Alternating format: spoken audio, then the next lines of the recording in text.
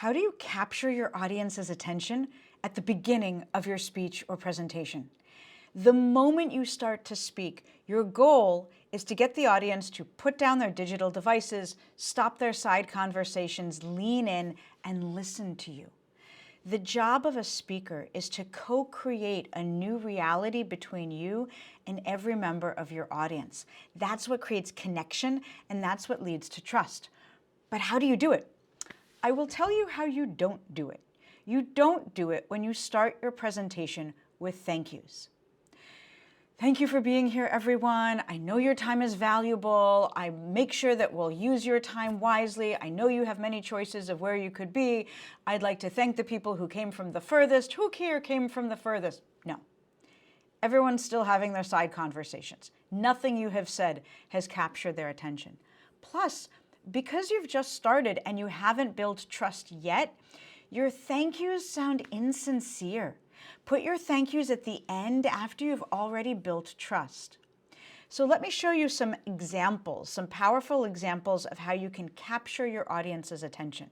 Many of them come from my graduate students. So right now, I'm at the Harvard Kennedy School where I teach a course for graduate students from around the world called The Arts of Communication.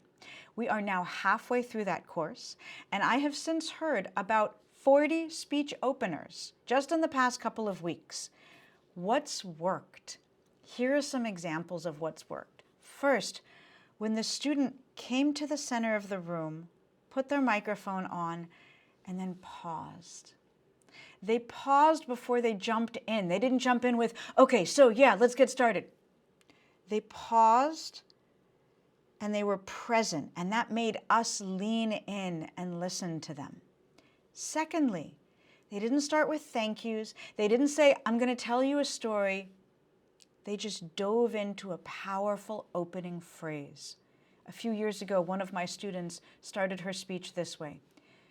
The shooting started at 4 in the morning. That captures our attention. Another student started his speech by saying, my grandfather lived in 7 countries and never left his hometown. That captures our attention, and it takes advantage of the elements of surprise and contrast. Surprise, because it's the opposite of what we expect, and it contrasts with our expectations. And then once you have that powerful opening, you pause and let it sink in. I know you're nervous, so you want to rush. Pause after your powerful opening phrase. Let us absorb it and then explain what it means. Now, some of you might be thinking, well, that's great in an academic setting. How do I use this in the real world, in a professional environment? Actually, my favorite speech opener of all time comes from a student who used it in a professional setting. He started his speech by saying, the other day, I was walking along the river and I was thinking of the little things in life. I mean the really little things. Semiconductors. I'm here today to talk about the importance of semiconductors to our national security. That captured our attention. There was that double meaning of the little things, so there was surprise, there was contrast. He could have opened any conference by saying, I'm here today to talk about the importance of semiconductors to our national security. There's nothing contrasting or surprising about that. But by starting with that little anecdote, he drew us in, and it got our attention. Now, the opening, that power phrase or series of phrases, should be surprising, powerful, and relevant to the topic you're addressing. That's what I want you to think about doing. When do you write these? You don't write the opening before you've written out the speech. I actually write the opening last. Why? Because I already know what I'm going to say, and I've already gone through the stressful act of writing the speech. It's done. Now I can relax and use unstructured creative time to think about how I'm going to effectively capture people's attention. For me, that unstructured time happens when I'm drying my hair, or going for a walk, where my mind can wander and I'm not stressed.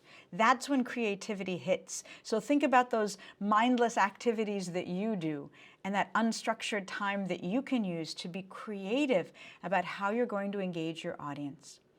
Every time you speak, you have an opportunity to influence people's behavior, to change the way they think, they feel, they act. That's an enormous responsibility. Take that seriously from your very first sentence, even before you start, and you'll have a powerful and positive impact on others. Give it a try. Let me know how it goes.